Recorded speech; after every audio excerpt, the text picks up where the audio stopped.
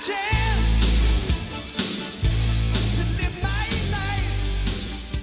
everyone, welcome to another episode of The Other Side of Addiction. I'm your host, Al Richards. We have a really special guest today with us.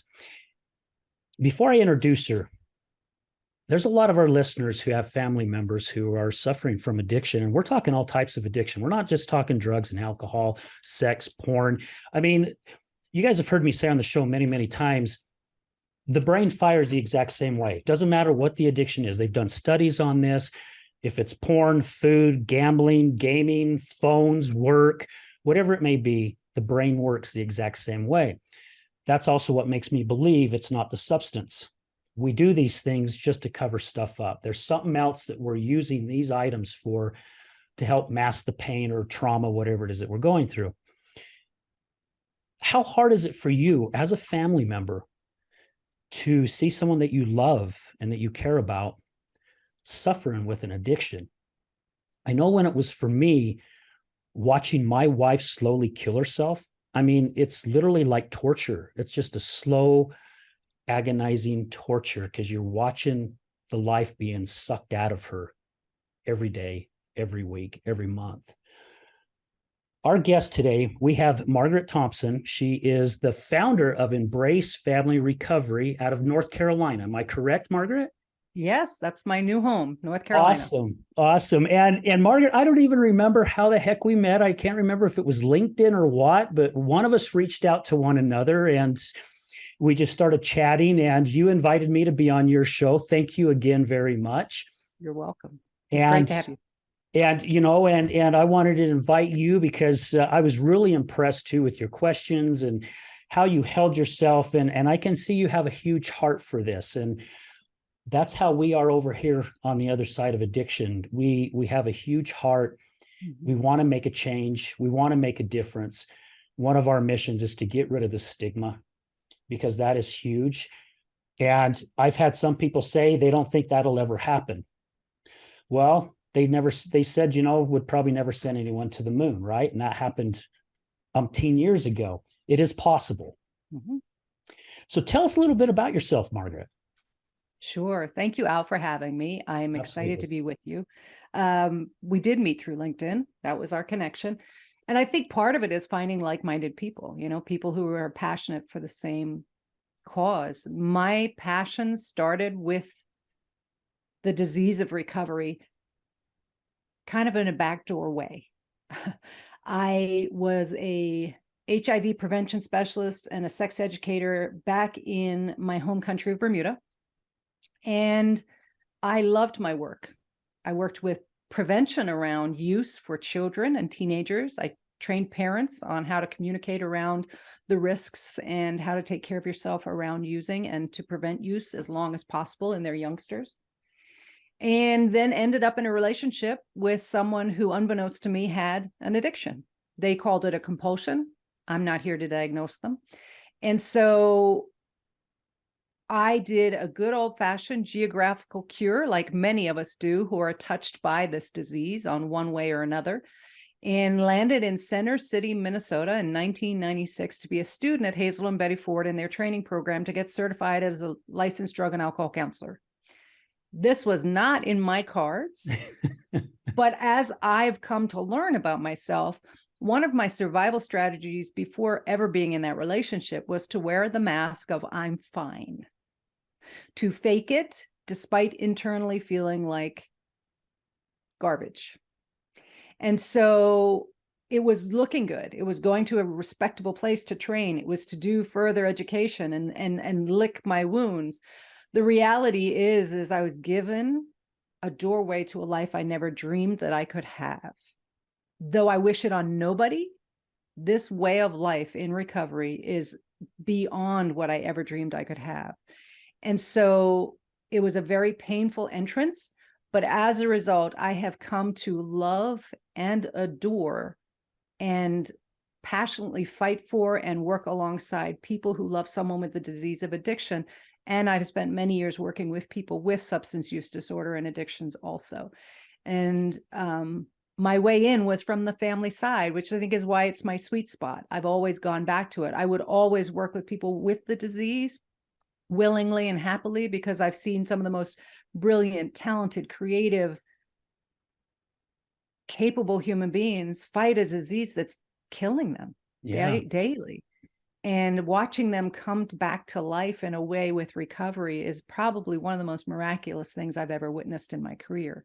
Secondary to that, or maybe even front of that, is watching a family member's expression when they learn more about what they've been living with and get empowered to have something different for themselves, because they didn't know what they didn't know until they were given education. This disease is unique in many ways.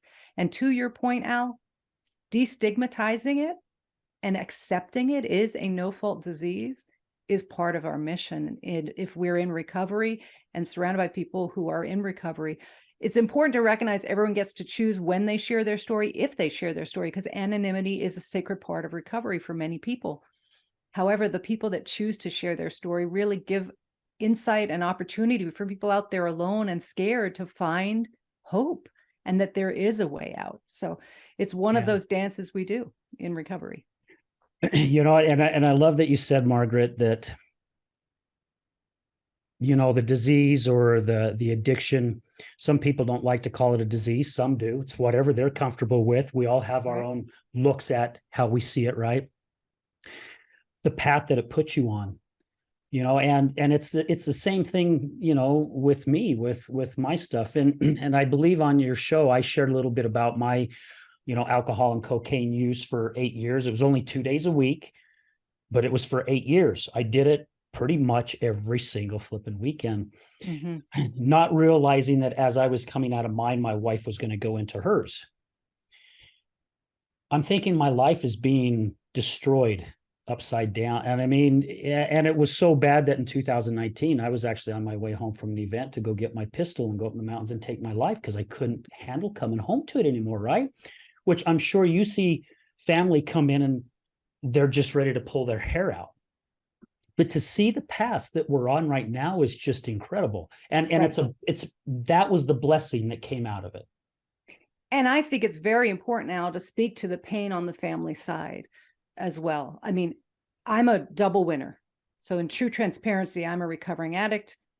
Didn't get into recovery until I was in recovery with codependency and Al-Anon first. Got honest about my own addiction. The pain of my untreated codependency and need to make everyone else happy to be okay, or to get enough attaboys to feel good enough in my own skin, was destroying my life. I used food unknowingly until I got honest about it as another form of medicating that. So I think it's important to recognize the devastation and toll of this disease can be detrimental for everyone in the family. And when I landed in Minnesota, I absolutely contemplated ending my life. And thankfully, I did not do it, but I had a plan. And I don't underestimate that truth on both sides of the coin of, I call it disease. And so for transparency for people, I call it disease and I work a 12-step and that's my bias, but I absolutely have no plans nor wishes to tell anyone else how they find their recovery. That's their journey. But for me, it is a disease, and I separate the two of them quite a bit because I think that helped me find freedom from the self-loathing and the guilt and shame that I felt because I didn't know what I didn't know until I was taught what I was living with. You know, and it was the same thing with me. I didn't know what I didn't know. You know, I did everything I could to be an uncertified therapist. You know, my wife even told me once, I wish you'd be my husband instead of my damn therapist. That's how she put it to me. And it hurt when she said that. It still didn't resonate. I still didn't get it. And it's because we love this individual, right? And I've had people, ever since I've started doing this show, I've had people call me up and they've asked for advice, which the owner, Brad of Resilience Talk Network, he told me this would happen. As long as our show kept building and would have success, he's like, you'll start getting phone calls. And it's hard for me still. If somebody has a spouse, I understand 100%. I've had people call me and say, my nephew or my son or my daughter, it's hard for me on that one because it's a whole different monster in my eyes, because I could have left my wife anytime, right? I can disown her. I could just say, hey, we're done. Divorce papers. See you later. I'm starting my life. When it's your child, it's hard to disown your child, right? You love them. I mean, you raised them. They're such a part of you. Do you get a lot of people that come into your program who has a son or a daughter that is struggling and they're just at wit's end because they want to help them? But when we help being on the other side, all we're really doing is enabling them, right? We're making it worse. So there's a lot in there, Al. Okay. First thing I would All right. say is let's unpack the abandonment. Like, I think there's a pretense or a belief out there that to love someone with the disease of addiction, we swing the pendulum because we tend to be extremists in this illness because we've been living on the edge of a cliff of despair. So we think if we don't keep doing it the way we're doing it, the only option is to do the extreme opposite. And I'm here to say there's a lot in between that groundwork. And first of all, as a professional, no one should be telling someone else how to do this. No one. I have no right to tell a family member, you know what, you need to lock them out of the house. You need to change the locks. You need to go. That's not my job. Mm-hmm. Unless I'm in their shoes and it's my personal child, then I have to decide what's right for me and my family. What my job, as I see it as the founder and coach of Embrace Family Recovery, is to come alongside whomever seeks my services and be a co-creator with them of the plan that works for them to find peace, healing, and balance in their life again. There is a lot between cutting someone off and enabling them. What I do agree with you on is when we love someone with this disease, our love is altruistically all about wanting the best for them. There is no malintention whatsoever. But the disease of manipulation, my language, the disease of addiction is such a masterful manipulator at using that love against all of us. Yeah.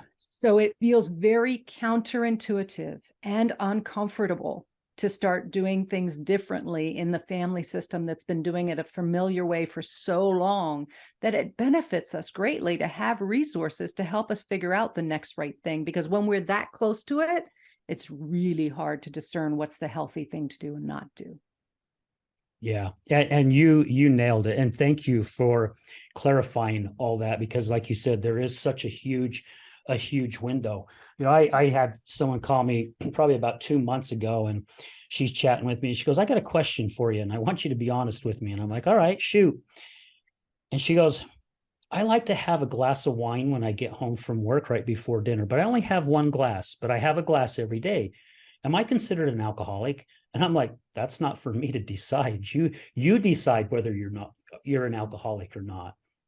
And doing these shows has educated me a lot more, and having people like yourself who have really studied it and gone to school, and you've gotten the training. I mean, my training basically is what I've gone through, and being here on the show and listening to our guests who have gone through the addiction, as well as those who have been on the other side. Because you and I are kind of the same. I went through my own addiction, but then I've been living also with my wife's addiction. Mm-hmm.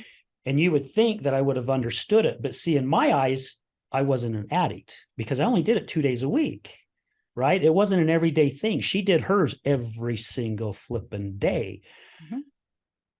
My whole concept of the way I saw it was way out of bounds. So what's interesting about that, Al, is even as a person who works with families who are struggling with denial, is this really a problem? Is this really addiction? It's not as bad as Uncle Joe or that guy I see holding up a sign on the street or that lady who's not able to take care of her basic needs, right? There are always people worse off in the disease than we are.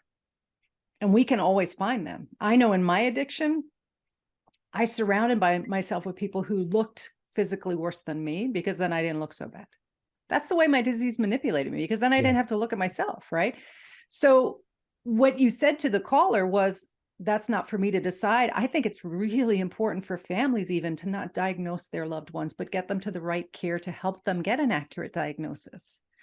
To spend less time trying to figure out whether they are or they aren't, or what they should do or shouldn't do, and spend more time on what we need to do to be healthy, because we lose ourselves in that relationship. And you mentioned families being parents of, or guardians of, or grandparents of. I've had all those relationships contact me.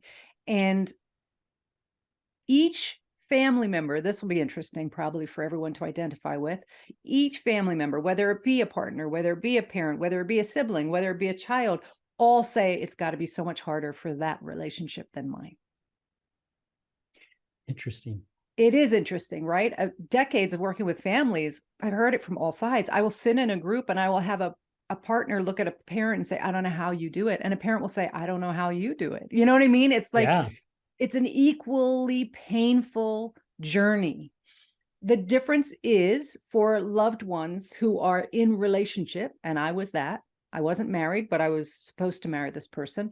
Had I not got my own recovery and faced my own needs for Al-Anon, for me it worked, for codependency treatment, I have a pretty good understanding I would have found me another person with the disease of addiction. And so when we say, oh yeah, it's easier for a partner, you can just leave them. When we've loved someone and lived with someone and been in a relationship with someone who has this disease, we have to recognize we've been trained by it just like the person who lives it. And so we have a new way of existing in the world, which is basically crisis-based, always on high alert, never willing to let go, trying to control, fix, and manage. If we go forward without taking care of looking at that part of us and how we've changed and what we need to change in behaviors for us, we'll probably not willingly end up in a relationship with someone similar. Yeah. And we see that pattern all the time. 100% right. You know, I was interviewing a gentleman, gosh, the first year that we were doing this show. He ended up becoming a really good friend of mine, JD. And I was sharing a little bit about my story. And he looked at me with the most serious look and he goes, Al, if you think about it, you were addicted to your wife's addiction. And it floored me when he said that. But it hit home. He was 100% correct. And I hope our listeners, and you just touched base on it, Margaret, we become a part of it, not realizing we are a part of it, right? Because it manipulates us, like you said, just like it does the person who's battling the addiction. We get thrown into it. And you've heard it said many, many times, and I know our listeners have, that's why they call it a family disease, because it affects everyone. Mm-hmm. It pulls from every direction it can grab its power from and puts it in one little spot, because once it has us, it's hard to get out of the suction cups or tentacles or whatever, however you want to look at it, right? But we don't even realize it, just like the person who falls into the addiction doesn't realize they're falling into the addiction. My language, similar to JD, but maybe a little different nuance. Maybe you, anyone can identify if this is them, have a different type of drug of no choice, because that's what I call a person who's addicted. We have a drug of no choice. We do things we would never choose to do around this. But here's what I say on the family side. As a family member, we have a drug of no choice. It's a walking, talking human being who has the disease of addiction. We do everything around them to fix, manage, control, help, do whatever we have to do to save them, that the addict or addicted person does to use without consequence, or to use because they think that's all they can do to survive. So whatever they do, their obsession, their preoccupation, their attempts to control, their rationalization, their justification for that next high, that next use, we do for that next caretaking behavior about them. 100%, right? And I'm so glad that you said that, because I remember the first time I was really pushing my wife to go to recovery, right? Because at that time, she still did not see that she had an issue. She couldn't keep a job. That still didn't stick in her head. We were fighting all the time, which that didn't happen before. That didn't stick in her head. A lot of us on the other side, one out of multiple mistakes that we make, we can't force someone to have them choose what they need to choose, right? I mean, if someone sticks vanilla cake in front of me and says, you have to eat it, it's my choice whether I can eat it or not, right? And it's the same with the recovery. My wife, the first three recovery centers she went to, she did it because of me. And I couldn't expect her to get recovered because she's not doing it for herself, she's doing it for me. However, the relief I felt, oh my gosh, thank you, she's doing this for me, thank you so much. I like to put it this way, I was literally pissing fuel on the fire because it just kept growing and I couldn't figure out why. Well, there's a lot there, right? Again, you give me a lot to unpack, but here's the thing.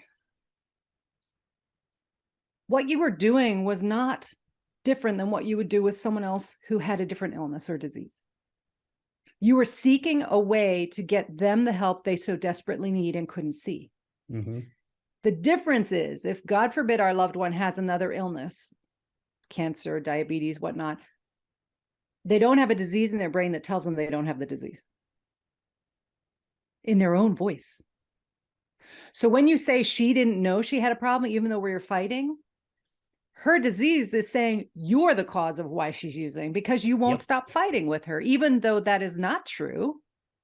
It's the addiction manipulating both of you to give justification for the next use. Yep. And so that's what makes it so baffling, because why wouldn't me, as your most beloved partner or your parent or your child, why wouldn't my love be enough to have you see that you're worthy of help and deserve help, and there's no shame in getting help? Because there's a disease within the person's head or an addiction within the person's head who is saying to them, it's their fault. It's not that bad. You have to have this to survive. Yeah. And even though they love you and they want nothing more than to be healthy and with you, the disease or addiction holds more power in that moment, that desperation to have to do it. It's more powerful then. And so when you say throwing fuel on the fire, my wordage of giving grace to family members is, you do not have the power to make someone an addicted person, nor do you have the power to make them recover. If you can truly internalize that, as hard as it is to let go of the belief, the false belief that you can make them well, then you don't have to bear fault or guilt and parent out of that way or partner out of that way, thinking somehow you made the problem happen. Because that's another aspect of the illness that makes people do the dance that they do. We've had parents on the show who have lost their children due to overdose.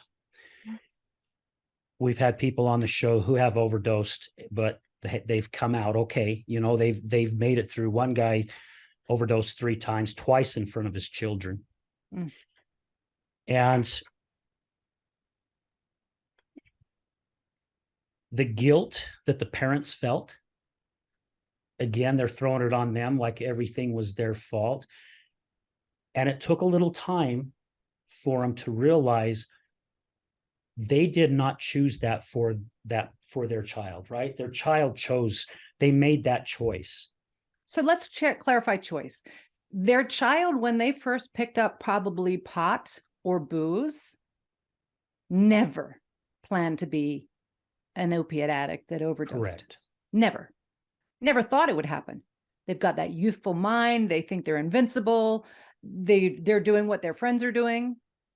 But for some reason, that person had the genetic disposition to having this disease, and it took hold. And if they have other children, there are possibly other children who don't have the disease or illness. And so they parented them all the same way. Yeah. They loved them all the same way. It's not their fault. Though as a parent, do I understand that struggle to internalize that truth? Absolutely. However, if I stay in that truth, I will parent from a place of guilt, which will be a parenting place of taking ownership and responsibility for the outcomes for their loved one, their child, and also holding fault for whatever that is, and possibly taking away the consequences that could help them see that they have a problem and face it for themselves. And it's not because they don't love them. It's because they're scared to death to lose them. That's exactly what it is. Very, very hard place to be when we love someone with this illness. Yeah. Because every day there's a real risk. It's like living in a state of being in combat. Yeah. Right. Yeah. I used to use the term that I didn't even want to go home, because as soon as I stepped into the door, it was like walking into a minefield. I had to tiptoe around my own home because I did not know when I was going to step on a landmine. And usually it was within probably the first 5 minutes I did. And I would say, backing it up even, Al, I don't think that your hypervigilance and living in high alert and combat zone mentality, like having to be vigilant, having to be always on, started when you walked in the house. It was going all day long when you weren't with, wondering where they were, what they were doing, were they okay? Is she going to be all right tonight? Is it going to be better? Is it going to be worse? Maybe I should do something nice. But if I do something nice, I'm continuing to enable the behavior, but I can't enable the behavior because I mean, it's just nonstop. Mm-hmm. And that, I call that monkey chatter. That's my term. That monkey chatter goes 24/7 in our minds when we love someone with an illness, with addiction. And so that doesn't stop. And here's the thing, when they go to rehab, a lot of family members are like, I don't have to worry. I don't have to think. I don't have to be up all night. I know they're safe. Right. And that's what you think. And then that monkey chatter creeps in. Yep. And it's, why haven't I heard from the counselor? Why aren't they talking about this? I just spoke to them. They're not being honest. I better get hold of that counselor and tell them everything they need to know for this treatment to be successful. Because if it isn't successful, they're coming home to me. What am I going to do? I can't do this. They're ready to come home. I can't have them home yet. I don't even know what to do. I don't have time to take care of myself, though I said I was going to for the whole time they were away. But instead, I've been fixated on them, even though they're not in my home. Yeah. You're 100% right. That I've shared in some of my public speaking, Margaret, that the times when it was getting really bad when I was home, I called the cops on my wife. I don't know how many times. I can't even count. The first time I did it, Unified Police showed up. Of course, they check me because she's telling them I beat her and all that. So they're checking my hands, doing all their stuff that they need to do to follow up, realizing it's her and the alcohol. Handcuffs, off to jail she goes. I did what you just said. I went, oh, I have got peace tonight. Oh my gosh, so much peace. And I remember feeling all relaxed. But within the hour, it was like, who is she going to run into in there in jail? Is someone going to beat her? I mean, she gets pretty mean when she's drunk. Is she going to attack a cop? Right. The times when I kicked her out and didn't call the cops, same thing. I got relief. Then I was up all night pacing the floor going, what if she runs across the wrong people? There are people out here who are predators who look for people like that to use them for sex trafficking. Someone could nab her. They could rape her. I may never, ever see her again. And then when I did get the phone call, I was like, oh my gosh, thank goodness I know she's in jail now. But you have no peace. And I met with one of my wife's therapists when she went to her third recovery. And she was basically interviewing me, talking to me about things that's going on and stuff. And by the end of it, she goes, you have a form of PTSD. Mm-hmm. I went, no, that only happens to people like first responders and people coming back from the war. She goes, no, Al, you just told me everything that's going on. You told me that when you go to do networking groups, you're full of all this energy, but usually you kept your energy all day long, but you're just completely drained. And you even said it, Margaret, it wasn't when I walked into that house. It was going on in my head so much, and a lot of times without me even realizing it. Correct. My emotions were everywhere. I could be happy just for a very, very short period of time. And then I could be extremely angry. And then there's times I'm in my vehicle and I just break down and start crying, not even realizing why I'm crying. Mm-hmm. And my energy level was like nothing. I was tired all day long. And I actually started thinking I had something wrong with me because I have pretty good energy from the time I wake up. Being almost 60, it hits me about 8 o'clock. I start just, it's like jumping off a cliff. I'm just dead beat. Mm-hmm. But my energy, I've always had that. And then not to have it, it was destroying me without me even knowing I'm really taking my own life. We didn't have the capacity to see our own life because our full focal attention inside and outside was on another human being who in our minds was worse off than we could possibly be. Yeah. A very natural human response. The problem is if we stay in that place, we don't help ourselves and we certainly don't help the person we love. I was listening to Anne Lamott share on a podcast recently. She said, my helping hurts. It doesn't help. And that's a hard reality to hear. And I don't think it's ever intentional hurt. I think it's an unknowing hurt. If we had a loved one with another illness, the whole world would be like, get in there, do everything for them, make it easier for them, because then they can focus on getting well. So naturally with addiction, we do the same thing. When we start believing it's an illness, we go in there and try and do everything to make them able to focus on that and take care of that. But what that does is allow the disease to run rampant because there's no other responsibilities. And so it's counterintuitive to what society says is a loved one's job when someone is ill. And that's part of why education is so vital to understanding the nuances around, my language, the disease of addiction, so we can be healthier supports and helpers. It doesn't mean we walk away, we abandon them, we throw them away. None of that is true recovery from an Al-Anon perspective or a family perspective. It's a matter of showing up and loving them wholly and accepting they have a disease, showing compassion and, big and, setting boundaries against the disease to protect ourselves from its damage. Yeah. Because we can't protect them from it, but we can definitely protect ourselves from it so that we're healthier for them when they do say, I surrender, I need help. Instead, we're wore out so bad, we sometimes miss the cues when they actually ask for help because we're so preoccupied, exhausted, and spun out. Yeah. And you said a key word, educating, educating yourself on it. Again, this is what I love about doing what I'm doing is a friend of mine who used to be one of my vendors when I was out at the manufacturing plant, we hooked up on LinkedIn, hadn't talked to one another probably for 12, 13 years. And he goes, hey, I've been meaning to reach out to you. And he says, I've been following you and noticing that you're doing this podcast about addiction. And he goes, I have a nephew who's suffering with alcoholism. And he finally said he wants help. And he's a functional alcoholic. He holds a great job, makes good money. However, he knows he has an issue. He's realized it. And he put me in contact with his nephew's dad.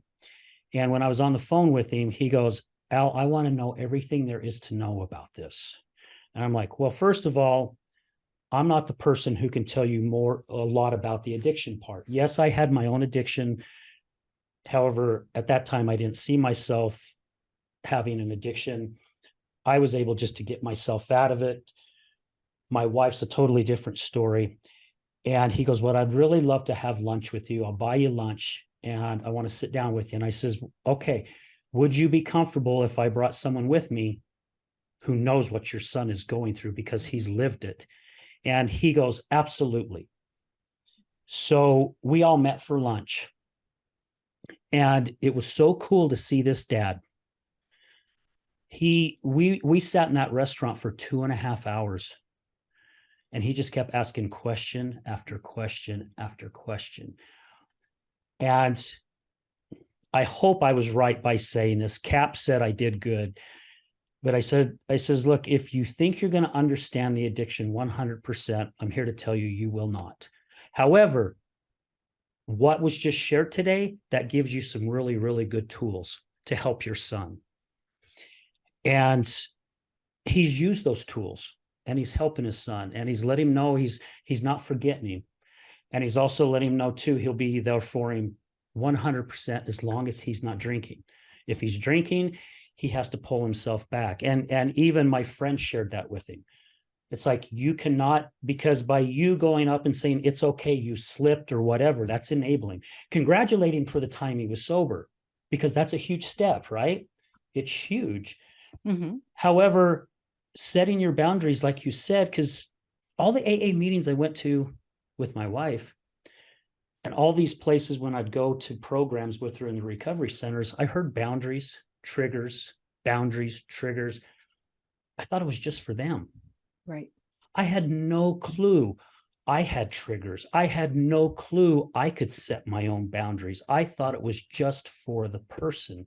And again, it's me just not knowing, but still wanting to be a therapist, right? Try being a partner to someone when you are a therapist. Oh, yeah, I can imagine. Or a parent. I've had my kids look at me and go, Mom, I need a mom. Yeah. So it's interesting you bring this up. No, I don't think we'll ever truly understand every aspect of it, how it manifests, how it works, how it manipulates. And if we spend our time trying to figure it out about somebody else, it's going to end up not serving us. My hope is every family member who wants to understand the disease or the addiction gives themselves equal time in understanding their experience as family members. The balance has been off because we've been solely focused on them. We need to balance it better. When people relapse, one of my favorite quotes about relapse came from another podcast guest, Jennifer Storm, who wrote Blackout Girl. And she said, relapse is more understanding. I had something else to learn to help me be healthy. Because there's so much shame around relapse and return to use. When people are in the disease, the self-loathing is through the roof. And when we were just talking about the monkey chatter for the family member of nonstop, incessant monkey chatter, my language I was taught was slick is the disease. Slick is the addiction. And Slick's voice is loud and constant too. My only experiences in my recovery with food addiction, I had a pimp, and it was called Dairy Queen. It's okay to laugh. It's a joke, but Yeah. it's not. It is a good one. Every way I went home, I had to pass Dairy Queen. And I would literally sit in my car and my disease would be saying to me, are you going? I think you should go. You earned it. You deserve it. You should have one. Nobody needs to know you're in the car. And I would say, nope, not going to do it today. And as I got closer, I'm thinking, how much money do I have in my wallet? Do I have enough to get one? How big of one can I afford today? No, I shouldn't get one. You know what? If there's only 3 people in the drive-through, I can do it. But if there's more than 3, it's going to take too long. I can't do it. And I'm sitting there jonesing, and people will laugh at this, and that's okay. I don't try to tell people what to believe or not believe. This is my truth. I'd sit there waiting to get to that stop sign across from Dairy Queen, and I'd be saying, please let there be more than 3 so I won't go, but please let there be less than 3 because I need this so bad right now. It's been a hell of a day, and it would make me feel better, and going home to my family, I'd be much happier. And even if there was more than 3, I'd be in that damn line. Yeah. That power to make me do that, that power to make me go out for a drive in the middle of winter and leave an 18-month-old child home in a crib alone is a drive that I can't compare to anything else. And it is not me as a mom who loves their child doing anything that's loving. It's me as a desperate addict that if I could have mainlined sugar, I would have. And that was my only way to know how to escape the brain and the emotions that I thought were destroying me, and it felt so horrible. And so we're both in that place, right? Neither of us have the capacity to be present with one another. As a loved one, we're not present because we're fixated on them. As a person with addiction, we're not present because we're fixated on our next use of whatever it is. And so it's like we're in this relationship, but actually we've got 4 people in this relationship. And they feed off of each other. And so it's very messy. It's very confusing. It's not easy. And what I think is so wonderful of you doing this podcast is you're affording people out there who may not have heard something, hear something that makes sense to them and says to them, I've got to stop trying to do this alone. Let me find someone out there like your friend when you went to lunch who can give me something to understand this, to change what I'm doing, because other people do find their way out. There is hope. But if I'm at home isolating, trying to figure it all out in my own head, I'm in my own head with this monkey, or I'm in my own head with Slick, I'm in my own head with whatever. There's no way of knowing for sure which way is healthy and which way isn't, because I'm so blinded by all that influence. Does that make sense? Oh, it makes complete sense. And the reason why is because you cannot stay on the one subject for a long period of time. Basically, it's as quick as you blink, right? That thought comes in and it's gone, and another thought comes in and it's gone, and another thought comes in, and it's so emotionally draining, because again, you don't know which direction to go. It's like you're getting pulled from every single direction, and again, it's all because you love that individual. You want to help them, of course, and there's no malintent. It's so hard to know the direction that you can go, and you know, you even said it, Margaret, this is just one small thing of why I love doing this, is because now I have built enough resources around me now that I can send people in so many different directions, and it feels so flipping good. You know, I want to share this before we go to a quick commercial break, but we do a live show every Wednesday night. And usually our live show is about resources. So we would have someone like yourself come on and just talk about your business, because we want people to know all these places that are out here in the world. It doesn't matter if you're from Canada or the UK or the US. We want people to know there's resources out there. Last night was a little different. I was introduced to a young gal out of Idaho. Her name's London. She's 13 years old now. She was violated at the age of 11 from a family member. Mm-hmm. And she has stepped up to talk about it. Mm-hmm. We've had guests on our show, male and female, who that's happened to. As they get older, they try drugs or alcohol or eating, whatever it may be, mm-hmm. and they start realizing it's making them feel better because it's masking whatever it is that they're feeling. And before they know it, they're in really deep. This young girl, I asked her, I says, what was the reason? Because I'm sure you knew there were going to be consequences. First off, she had very loving and understanding parents. Her parents listened to her. Second of all, she wasn't out for revenge. She was very forgiving. She forgave the person, doesn't want anything to do with them, doesn't want to see this person, but she has forgiven them. And she goes, Al, I get emotional thinking about it. She goes, all I want to do is help people. Mm-hmm. If I can help another young girl or a young boy who this has happened to, and I can give them some direction, she goes, that's all I want to do. And I asked her, I says, do you see yourself doing this for a long period of time, or is it just something for a short period of time, and then you just may say, you know, I've done what I needed to do? And she goes, well, at this point, I see me doing this long term. Mm. And she goes, I already helped someone in my school. Mm. And I'm like, you've got to be kidding me. And she goes, no, a friend of mine had a friend, a cousin or something like that, who had a sexual assault against her, and she was in pretty bad shape. And she says, I was able to talk to her and help her and give her some resources. And she goes, it made me feel so good.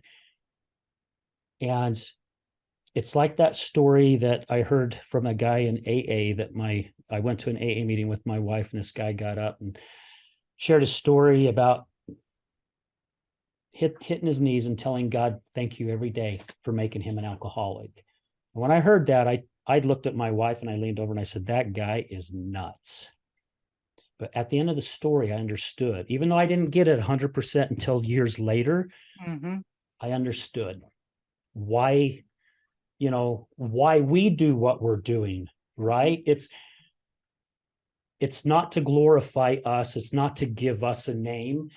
It's to say, let me give you my hand and let me do everything I can to give you the proper tools to use. Let us help you, and let us help you get your life back on track. There's a way out. There's a way out. Yeah. All right, guys, well, stay with us. We're going to come back, and I want to start the next show, if it's all right with you, Margaret.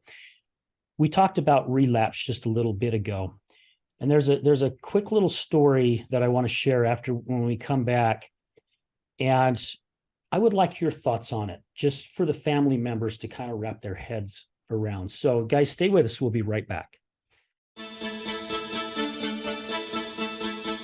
Do you know someone who's gambling with death due to an addiction? Do you know someone whose life is being turned upside down due to a loved one that's battling with addiction? Hi, I'm Al Richards. I am the host of the Other Side of Addiction podcast. I started the podcast due to my wife's battle with alcohol. Let's just say I became addicted to her addiction.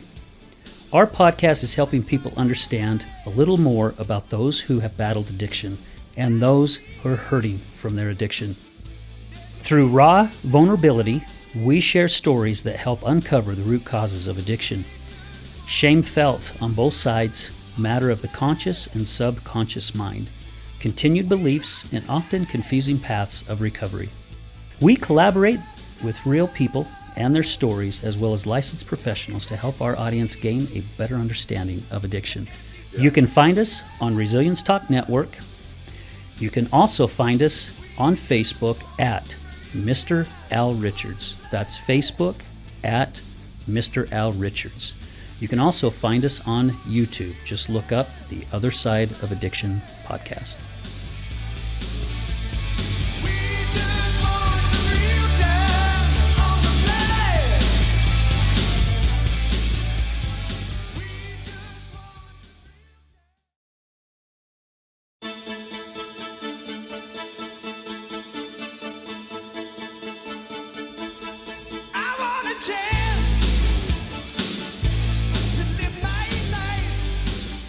Hey everyone, welcome back to the Other Side of Addiction with our special guest, Margaret Thompson. Again, Margaret, thank you so much for being here with us. Greatly appreciate it. Happy to be here. And if you guys want to know, so Margaret is the founder and the owner of Embrace Family Recovery in North Carolina. And I hope you guys like the first half of the show because, man, I could talk about this stuff for hours. I mean, really, I can. I get into it and I could spend hours here just discussing things. One of the things we talked about in the first half, Margaret, was the relapse. And I just want to share a quick story before we go any further. We had a gentleman on our show, and he was on a business trip, and he was thinking about committing suicide while he's on this business trip. And he battled a porn addiction for 2 decades. And he was tired of hurting his family, especially his wife, right? It'd be a tough one to handle. And he just thought, it'd be much easier if I just throw myself off this bridge. And then my wife won't have to suffer anymore. I won't have to hurt her anymore. And he said a prayer before he jumped off because he comes from a very religious family.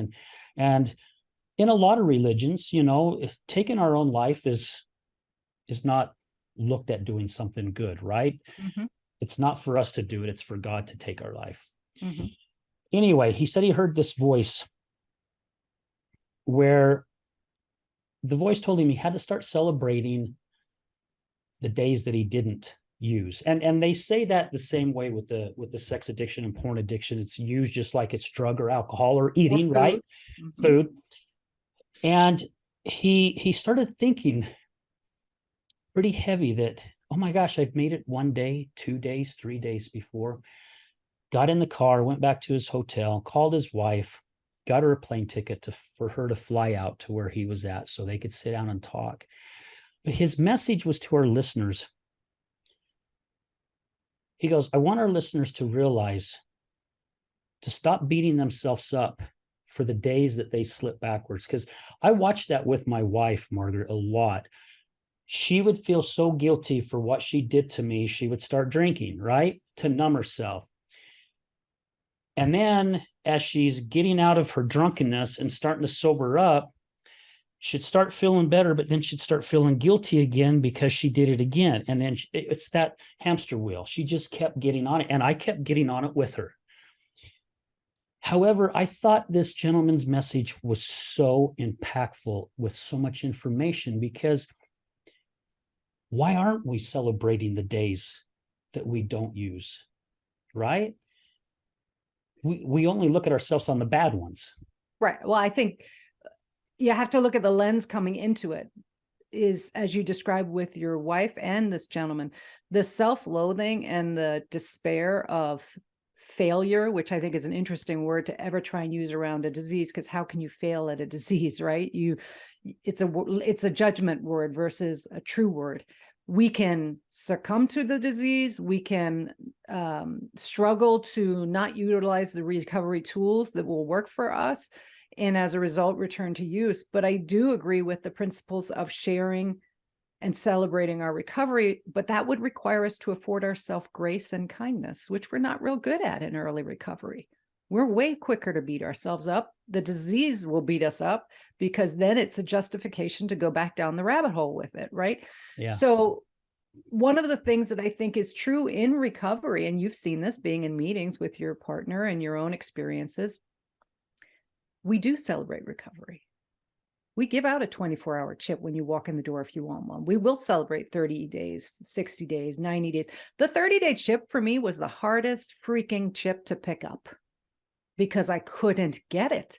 And my final surrender into true recovery was when I picked up my 30-day chip after binging the night before and lying to everyone in the room who were my allies and comrades in recovery. And then going to this total horrifying, despairing place of, what have I done? How can I save face? How can I lie my way out of this one? How can I live with my dishonesty? My disease knew how. Yeah. And thankfully, like a good manipulative, addict controlled person, I went to my husband, who loved me. And what did he say to me? Oh, you've been doing so good. It was one night. Don't worry about it. Just keep going. You don't have to do anything. You don't have to say anything. Then I went to a really great alcoholic friend who's in recovery, and they said to me, your program is so hard.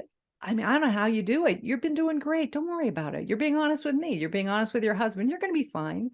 It took 3 or 4 days of gut pain, misery, till I finally told my sponsor, who I talk to every day, the truth. And it was, I can go back to it. I can feel it talking about it. The thing that I decided with my sponsor's help, she didn't require it of me, was I went back the following Saturday, and when it was chip time, gave my chip back and told my group what I had done. That is not Margaret Swift Thompson's MO. It was always, I'm fine. Yeah. It was life-changing for me.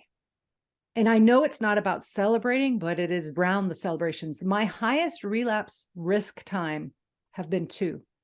When I'm furious, because I don't like feeling furious and angry. And that is a time where my disease, like, oh, I know how to soften you up. And around celebrations and anniversaries of recovery, which is fascinating to me, because a lot of people think, well, why wouldn't that be a boost? You'd feel good. You just got a year. It's like, woo! I just got a year and my disease is saying, now what? So what? What are you going to do this for the rest of your life? People aren't going to care. Nobody's going to know. It's like that sick, twisted thinking. And again, thankfully, because we have recovery resources around us, if we engage in that community, we can get through those as long as we're open about it. But if we start keeping secrets, the disease is working on us, we are more susceptible to relapse. So I think celebrating days of abstinence, absolutely do it. But also be mindful that sometimes celebrations can be a big trigger for relapse, and we need to be grounded in our recovery communities and tools, whatever those are for us, because alone, we're very vulnerable. Yeah, and that is the key, right? We cannot be alone. We have to continue to use our tools. it's a must. And it's like with anything, right? I mean, we get in our car every day and we have all the resources in our car to get us from point A to point B. You can't jump in your car without a steering wheel and go a block. I mean, you can't even get out of your driveway. Right. Right. So it's kind of, I'm kind of using that as an analogy, but it's No, like, it's an it's the interesting same analogy. thing. You're right. You're right. Yeah. I mean, first off, we have to find them. So we have to find the car that works for our illness or our addiction. Once we find the car, I want us to have a few passengers with us, because alone, again, even in that car, we can go off the ditch.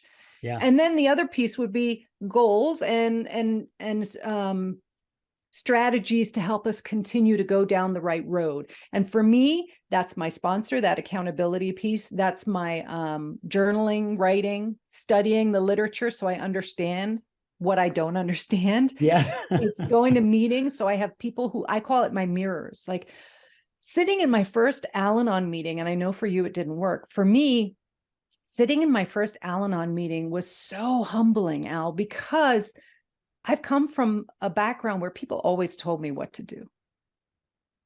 You went to someone to share and they're like, oh, well, this is what you should do. And in that meeting, what they did instead was share their truth and how they found their way out. They never told me what I had to do. And even though in a way I wanted them to, because I was desperate to know what the heck I had to do to feel better, they showed me. They told me in their story, but not by telling me what to do. And I think that's the brilliance and wisdom of the founding fathers of the 12 steps. They knew their audience well. Yes, They knew we were rebellious at nature. We were resistant to suggestion. And even though it might be coming from someone we trust and respect, inside of us, there's this voice that says, really? You're going to trust another drunk or another family member? Are you really going to do that? I know better, So it's like, there's a lot going on. And I just think the key is not to be alone and to allow ourselves resources through people who are on the path we're on, whichever path we take. Yeah. Or find ourselves on. You nailed it. Yeah. Thank you for sharing that, because that was spot on. To take a different turn, we wanted to talk a little bit about the family disease, right? Yeah. And we said it right at the beginning of the show. Somewhere in there, we talked about how that's why they call it a family disease, because really it does. I mean, I guess you could even look at it if a loved one has cancer or is diabetic or whatever, right? It affects us all. I've had family members that's had cancer, and thanks to the grace of God, they've been in remission for quite a few years and they're doing very well. And I'm so happy and grateful, because this person I'm really, really close to. And I don't know, is it different with addiction than it is with something like that? Because I think it does take us down a darker rabbit hole. Mm-hmm. This takes us down a darker rabbit hole. What's going on between our ears? Yeah. I loved the excuse of blaming my ex for taking me down the rabbit hole. I jumped on that train. There were things that he did that I take no responsibility for, that weren't my fault and never will be my fault. Like not telling me the truth. That would have been a great start. But the reality is, even once I knew the truth, I went down some dark holes too, right? So there's a culpability, and I don't mean that in like a guilt, but in a recognizing in my own recovery journey that I could either spend the rest of my life wanting a pound of flesh, validation for what you did to me, or I could be like London and forgive, accept that they had their struggles and their illness and whatever that was for them. And I had a part to play, and that was my part to work through. I went into that relationship thinking I was damaged goods from similar experience to what London went through. And so that was my own stuff I'd never received help for. And I don't blame my disease on that or my codependency on that, but it is a factor for sure. When I talk about a family disease, one of the things I do want to talk about is resources out there, because you shared that. Obviously, Embrace Family Recovery is a resource that's available to anyone in the world who wants to work with a coach who understands this disease and can help them on the family side. But there are a lot of resources out there. When we talk about the family disease, we deny the impact on our loved ones because it's too painful. I don't want to believe my children were hurt by my disease or by me in my disease, but they were. And so when I'm working with family members who say, oh, my kids don't know, no matter their age, little, teenage, my kids don't know. They never saw me use. Probably right. If you did it in secret, they didn't. Other than animals, children are the most intuitively on point people I've ever come across. They can read a room and feel a feeling. Even if they can't intellectually understand it, they know something's off in Denmark. Yeah. And so what I'll have family members do is reflect on, do you have a pet? Do I have a pet? Oh, yeah, I thought you were asking me. No. Well, this is what I would do. Do you have a pet? Yeah. Did you have a pet when you were in your marriage? I did when I was a kid, yes, but okay. No, not as in your marriage. No. Okay. So I'd ask your family members out there to think about this for a minute. If you have a pet in your family, say a dog, what does the dog do when your loved one is using? How does it behave? What does your dog do when your loved one's not home? How does it behave? What does your dog do when your loved one is in treatment, per se, if they get that opportunity? How do they behave? What does it do when they come back? What does it do when they're healthy? It is unbelievable the stories I've received when I've asked those questions. I'll have people say, oh my gosh, my dog will get between us if we're fighting. I've had addicts tell me when I'm using, my dog, his nose is on my knee, looking at me with those soft eyes, watching me, will not leave my side. I've had loved ones tell me when my loved one went to treatment, the dog ate every shoe of theirs in the house, acted so naughty while they were gone. Waiting at the door when they normally would come home every day for their loved one. Where are they? And I don't make this up. This is what they tell me. And so when I hear family members say, my kids don't know, I say, check your animals out. If your animal's behaviors change around your person with this disease or addiction, then you have to believe your children know something's up too, even if they academically don't know what it is.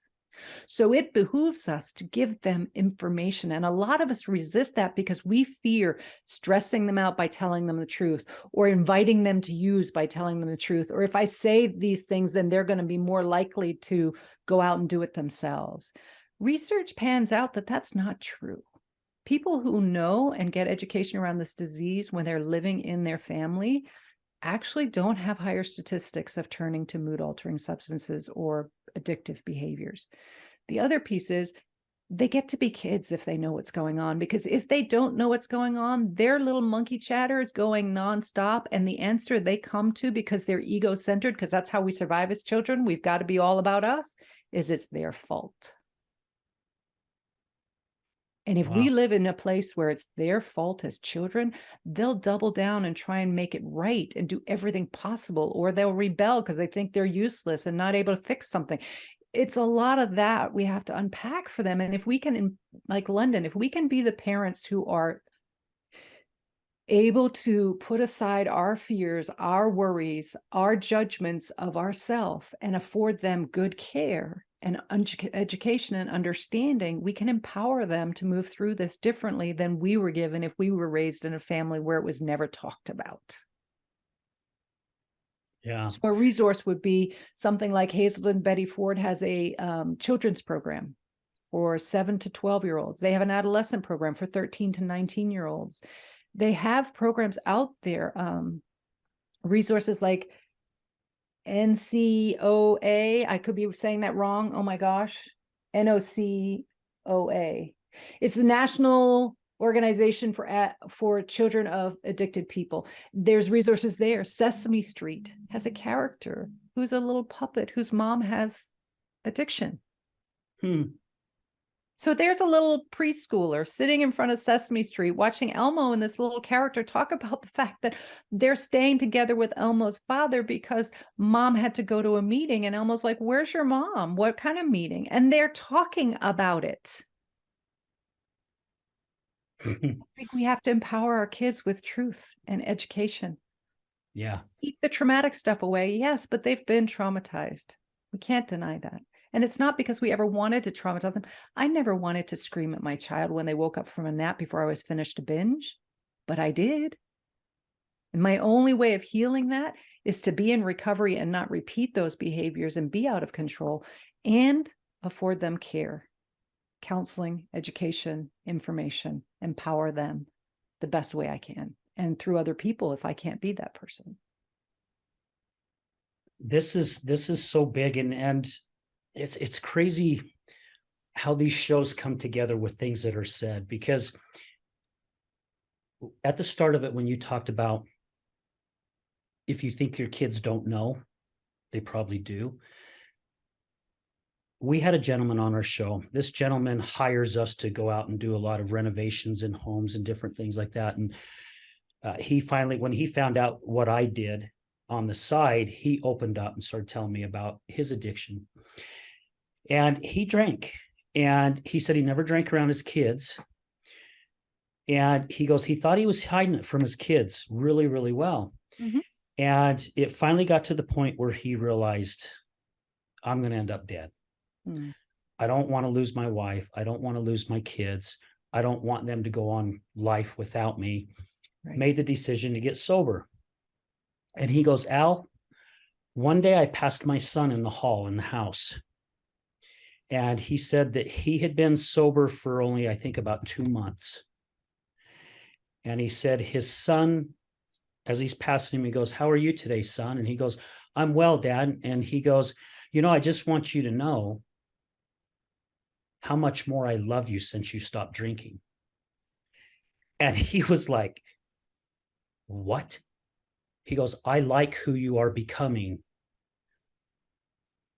And he says, Al, that floored me that night. He goes, because here I thought I was hiding it from them really, really well, but they knew. And he says, for my son to tell me how much he liked me since I had stopped drinking. And he says, literally, it was only 2 months, a very short time, right? In the addiction world, that's like a blink of an eye. Mm-hmm. And he goes, but my son was seeing a difference. And he goes, mm-hmm. That is one of the things that has kept me sober. And he goes, now my son's a teenager, but he goes, still, that was part of my sobriety right there. One of the things that we don't realize when we're living in this insanity is the people that love us are rooting for us. Yeah. And even though they're hurt by what we've been doing in our addictions, they want us well. They love us. They want us back. And so they'll be there for us. If we're willing to work our recovery, they're going to be so thrilled. Not to mention they're going to feel some relief because they witness us doing better. That's not enough. That's an important distinction. That's not enough, because if I don't, as a family member, get my own support and care, I'm not going to be fully present and able to find peace. I believe that we all do deserve and need that care. So I will have family members say, I'm great because they're great. Well, for today, yeah, I want you to find your way to feel peace and joy again for yourself, because then you don't depend on their well-being to be okay, because that's a big burden to place on another human being. Yeah, very. And children are remarkably resilient and tenacious and notice a hell of a lot more. Even in their adolescence, when we think they're checked out, they're paying attention to us. And when you, I'm going to speak to the moms out there who may be struggling with this disease, because there's a significant level of shame about women seeking help. There's a stigmatization for women who identify as having an addiction or a problem that is different than men. When you're in that place of despair and you think you can't get well, that the damage is too great and there's no way out, I want you to remember this story. My daughter, my youngest, never knew me active because she was about 1.5 when I got into recovery, but knew my recovery because I lived it out loud. When you're in recovery with food, there's certain things you do that your family sees. They also knew I went to meetings. They heard me say the Serenity Prayer on calls with my sponsors and sponsees a couple times a day. On the drive into school, they'd hear me say it, right? So they were around recovery. And one day my daughter says to me, Mom, do you think I'm going to be an addict? What? How do you answer that? And I took a pause because I was floored. And I said, honey, I hope not. What makes you ask? I don't know. I was just thinking about it. I said, well, we know genetically there's a predisposition. I hope it will never be your story. I said, and we also know that the later you start using, the better, because your brain's cognitive functioning is forming till 25. So hold off as long as you possibly can, because we don't know. She goes, well, I guess the good news is if I ever am in trouble, I know there's a way out because you did it. Wow. Holy cow. We know our disease or addiction imprints on the people we love more than we want it ever to. But our recovery also imprints on the people we love way more than we realize. And you shared with me on our podcast for mine that your daughter spoke to you. Yeah. That's the same thing, Al. Your daughter saw something in you that came from the work you're doing. We have to remember that. There's hope in that for our children, our loved ones, that they've seen us on this ride of insanity and they've held their breath hoping we'd make it through. But we got to recognize that when we do make it into recovery and we do find some stability, they're our biggest cheerleaders. Our families are cheering for us. Let's not rob them of gaining the gifts of their own recovery to be peaceful again and not depend on us to be okay to then feel okay, because that's not okay for anyone. Wow. That is some strong stuff. I got tears in my eyes throughout a lot of this conversation, just with things that you said, Margaret. So, yeah, I make a joke because when I do public speaking, I get pretty emotional at times. And I use it as a joke. I'm like, I'm not going to apologize if I get tears in my eyes or start crying because my wife thinks I'm sexy when I do it. So I'm just going to continue doing it. You know what I say? Because a lot of people struggle with showing their tears. And I was given a gift, and I'm not an expert on this, but it was told to me and I hold it dear. And it is, when we cry, it's considered sacred because we cry for the hundreds of thousands who never got to cry. Right. It's an honor. It's not a shame-based thing. And I want to share one story for your family members if I have a moment, because I think. Oh, absolutely. You bet. Please. So it's not related to, well, it is related. Okay. So as a family member, we're in this place of holding our breath and trying everything we know to reach that person we love so badly. I was in early recovery in my food addiction. And so that means, just for those who don't understand that, for me, what that means is going to meetings, getting a sponsor, living by a meal plan, not eating my binge foods. So that means no wheat and no processed sugar unless fifth or beyond on an ingredient level. And I've been grateful enough to do that for decades now, which is amazing. Never thought I could do it for a day in the beginning. But about 6 months in, so my littlest one was probably 1.5, maybe 2, near 2. And my older one was 3 years older than that, so near 5. And we went to a function, a birthday party for a child, and it was a pool party. It was one of my first outings in recovery, and I was very trepidatious about it because I knew all my binge foods were going to be at this party. So I called my sponsor, bookending it, which is a term and a tool that I'd give anyone out there as a family member or a person with addiction. And that is, you talk to someone in your team before you go into a high stress event and after, so that you have recovery surrounding that moment. And so I called and they said, how about going in with a purpose of service? Be of service to the mom because they're going to be stressed. Help them out in any way that's possible. I'm like, that's brilliant. I can do that. So I was needed. So I went in and I was helping, and it was time for the cake. And everyone got out of the pool, and I was helping, believe it or not, serve this cake. And I can say I was free from obsessing about it. It was an amazing moment for me. And I was putting the container back on the cake after everybody had given it out and we were all eating it. And I was putting it back on, free from obsession or preoccupation with it. And I got this overwhelming, Margaret, turn around.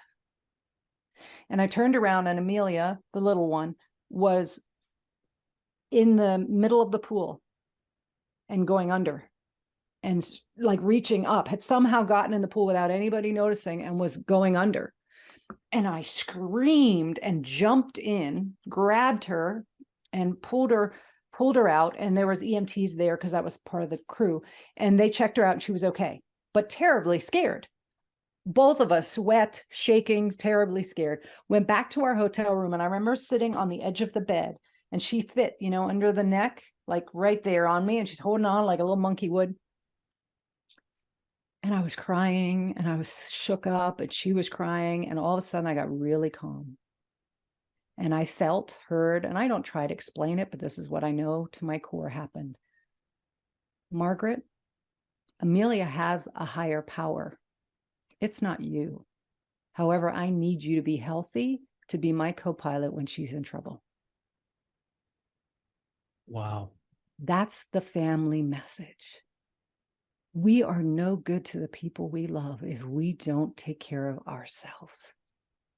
So we don't get to be their higher power. We don't get to decide, as much as we wish we could, because we'd make it less painful, what their journey looks like.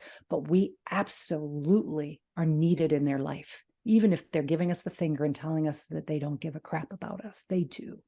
So our job is to put on our oxygen mask, like you hear on the plane, get our health and well-being to the place that we can, so that when the people we love the most do actually need our help and we can provide it, that we're in a good place to do that. So that's what I hope family members know. It's not about turning your back, ever. It's about taking care of you so you can put boundaries up to protect yourself from the disease, but always show up for the person you love with kindness, compassion, acceptance, and love. I was going to ask you, one of the questions I ask at the end of the show is, what would your message be to the audience? You just did it. You Look just at that. nailed it, right? Yeah. So I always like to give our guests who have a facility, a book, any type of resource. I'm sure you can help people from all over, right? You don't have to be in North Carolina. I'm sure you can help people. If there's someone here in Utah that is looking for services like yours, they can pick up the phone and reach out to you guys, and you can help them probably through Zoom. Like Zoom's the new thing now. And I mean, that's one of the positives that came out of, the COVID, one of the only. Yeah, right. So how do people find you? Yes. And thank you, Al, for letting me share this. My business is virtual.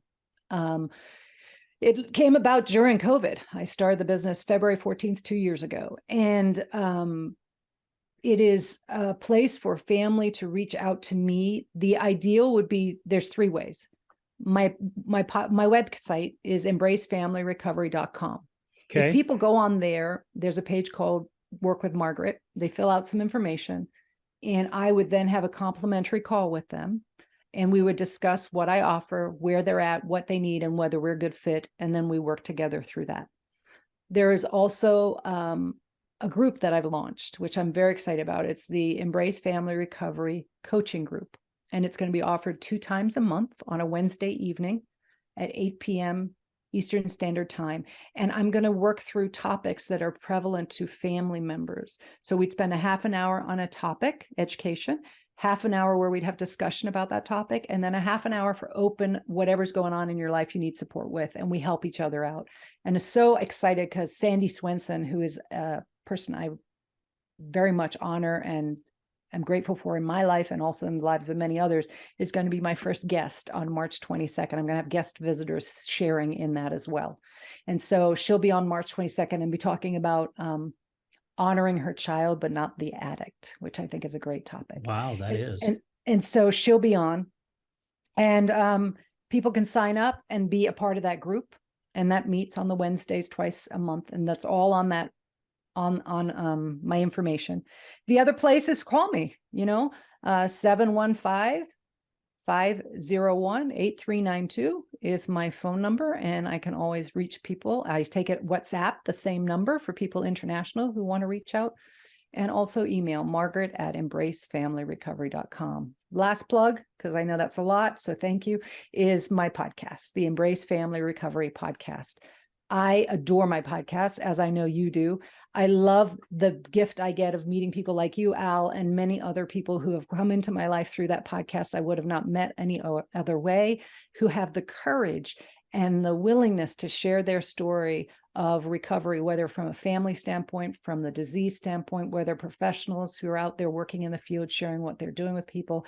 And I just love the visual, and I'm sure you can relate to this. I love the visual of someone going for a run with their podcast in and being able to hear something and go, I could try that, or, oh my gosh, that's me. And is that out there? And where's that resource? And can run back to their computer and look on our website and see the resources on there so they can find something to help them and they don't have to be alone. So, right. And you just said it right there. Yeah. They don't have to be alone. My own experience, I was alone through a lot of it. And some was my choice, right? I chose not to talk about it. I chose not to share it with my family, friends. When I finally did, a huge weight was lifted off my shoulders. And to also know that there's other resources out there. You said it during the show, I'm not knocking Al-Anon because it's helped a lot of people. My aunt's gone to it. She's loved it. It's helped her. It just wasn't a fit for me.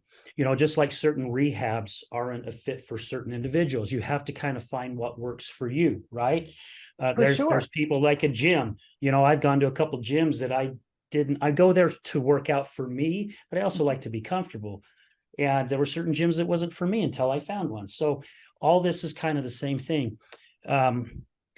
If you would please, I've got my notes. However, if you would please make sure I get all those websites and all your information, because when I go to put all the caption in for the show, I want to make sure that that's on there so people know that all that right. Because I don't want to miss something and have it be the wrong thing. So I want them to be able to contact you. Absolutely. I appreciate it. And I will happily do that. Okay. Because I'll just copy and paste. That way I know I don't mess anything up. This whole technology world we never thought we'd be in, right, Al? Right. Yeah, right. Margaret, thank you so much for your time. This has really been an honor and a privilege to have you on the show. So thank you. You shared so much information, which I picked up on some new things for me that I know now that I can use in my everyday life and different things, especially when challenges arise. So thank you again. And if there's anything we can do on this side, please know we're here for you. If you're ever looking for individuals to be guests, my gosh, we've had some awesome people on our show that's got some really incredible stories. And we had a mother and daughter on our show, and it was when they were on the show, it was the first time they sat down together. And the daughter heard her mom say why she left them when they were kids. They both thought different things. And it was so cool to see them come into an understanding and the connection that was made that day here in the studio. Wow. It's just an awesome story. So if there's anything we can do, please let us know. Thank you. And I think the key to that story is we don't talk, we assume. And it's not because we mean to, we just are so stuck in our own story. We don't want to bring up things that could be hurtful. And gosh, if we could just share our truths with each other, what a gift that would be to our healing, Right. Well, and again, it is a gift because now with what you do, Margaret, with what a lot of people that we have interviewed on the show, we are making our ripples bigger, right? The ripples are getting bigger and bigger and bigger. And it's because we're starting to talk about it. We're starting to share. The worst thing we can do is hold it in because we're not doing ourselves any good. And my message to all our listeners, please, whether you're a parent or a spouse, whatever you're feeling, forgive yourself. Because if you can forgive yourself first, you're going to see that forgiveness move over into your loved one without you even realizing it. So please make sure that you forgive yourself. Don't beat yourself up. So, Margaret, again, thank you so much for your time. Greatly appreciate it. I'll make sure that you get all the links when the show comes out. It'll be out in about a week. So you'll have everything. Guys, we just want to say thank you to all our sponsors, all our listeners. Resilience Talk Network, all our guest co-hosts that come on the show, all our guests that come on the show. Thank you guys for everything. We couldn't do this without you. We love and appreciate all of you. And we're going to leave you with this as we do every week. Addiction is giving up everything for one thing. Recovery is giving up one thing for everything. We're out.